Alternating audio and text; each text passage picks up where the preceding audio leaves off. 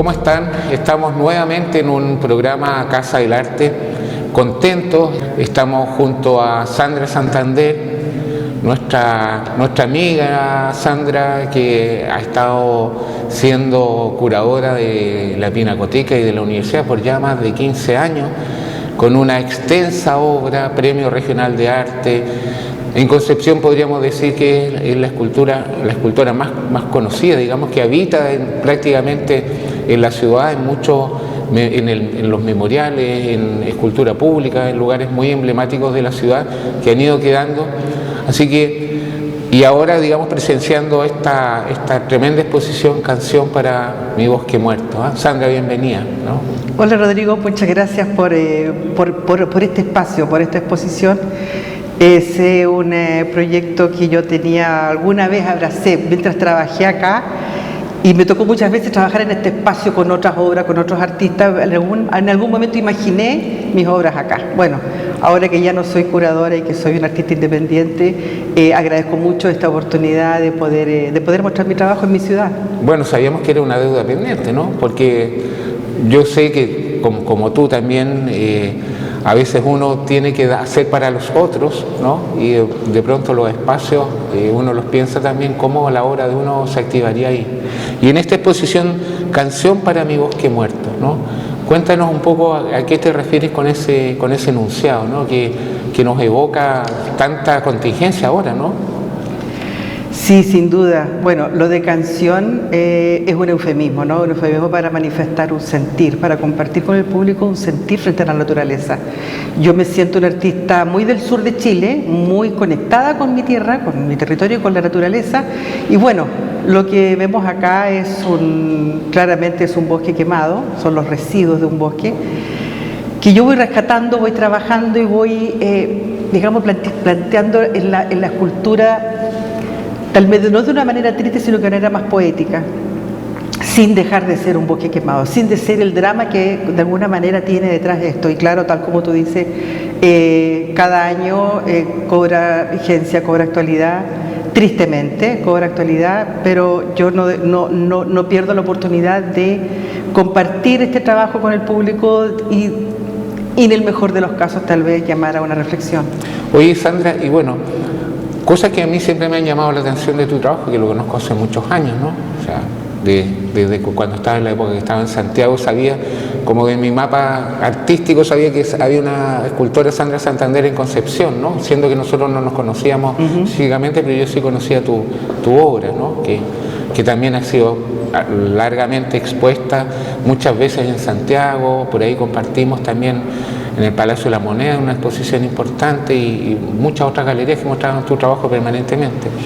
Y siempre me llamó la atención y siempre te quise preguntar esto, ¿no? Porque hay una diferencia, digamos, entre los escultores, ¿no? Hay escultores que trabajan toda una línea que es figurativa y otros que trabajan una línea más bien abstracta, ¿no? Que es el caso de tu trabajo. ¿Cómo lo definirías desde ahí tu trabajo, tu modo de construir, de componer tu escultura?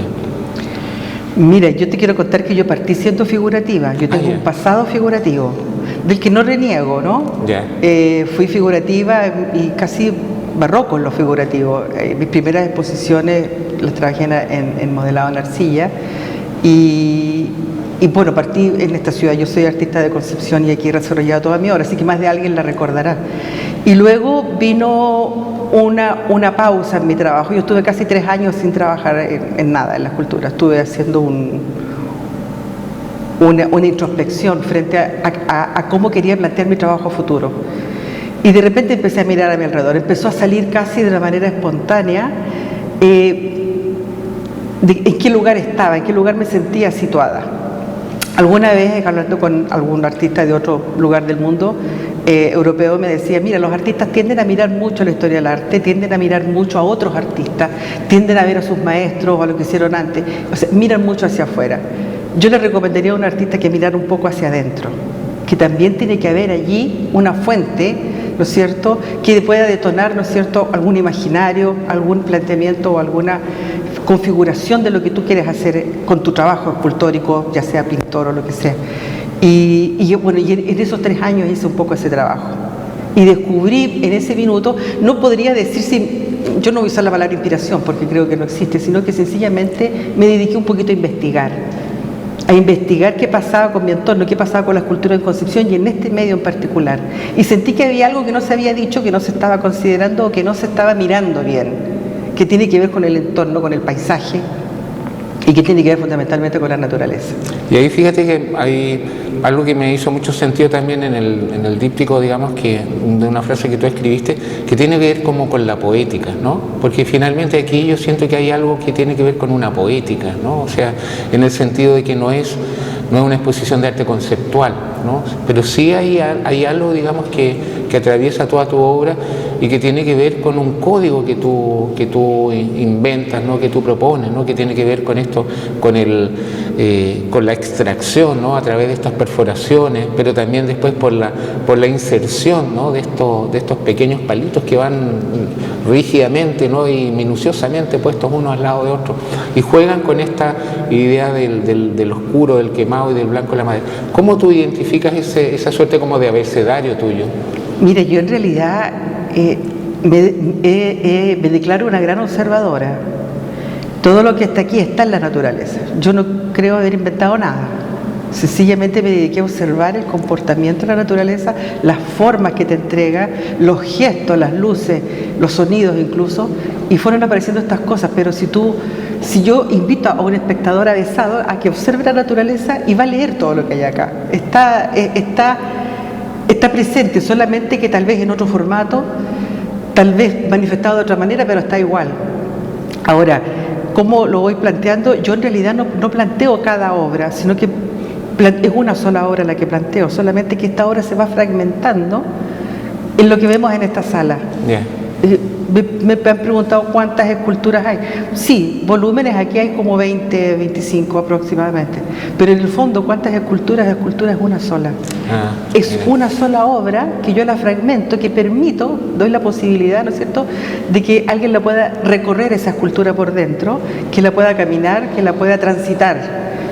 Que me interesa que el espectador tenga esa como una experiencia de entrar, de ingresar a un lugar.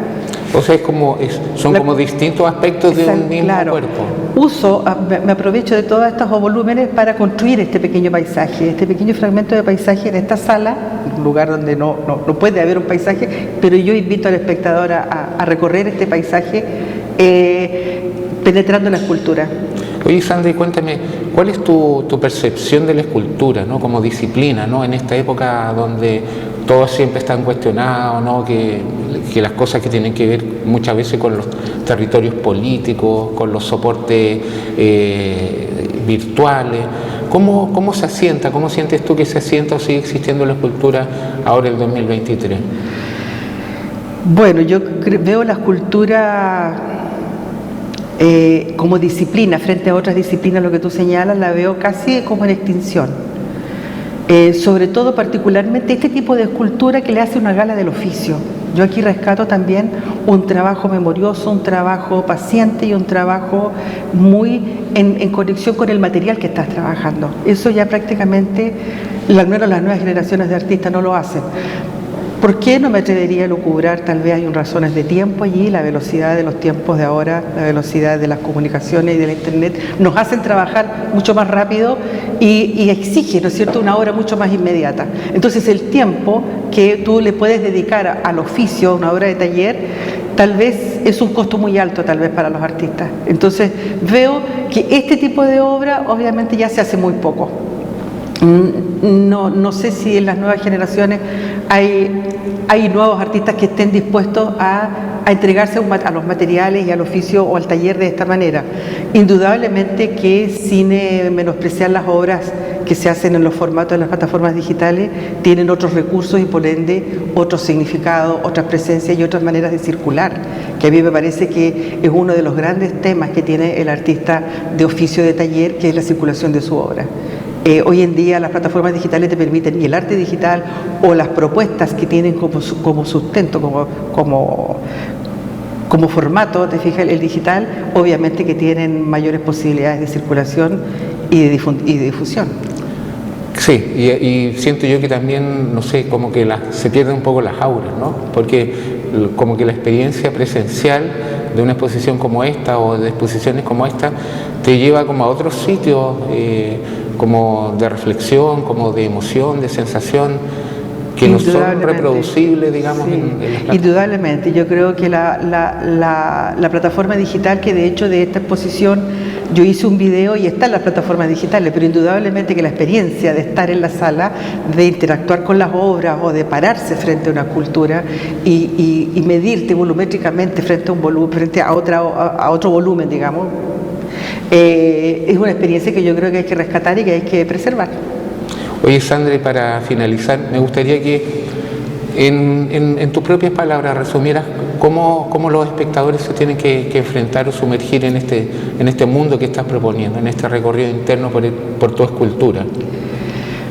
Mira, esta es una exposición que no exige mayores predisposiciones. Yo creo que simplemente abrirse a la posibilidad de leer en cada una de estas obras la propuesta que se plantea. Va a haber un texto en la sala que introduce y que de alguna manera es una declaración de principios del por qué ocurre esta exposición y por qué esta artista de Concepción plantea este tipo de obra. Yo creo que hay que abrir los sentidos nada más, la sensibilidad y bueno, recorrerla y me interesa que el espectador que entra a esta sala cuando salga con otro pensamiento.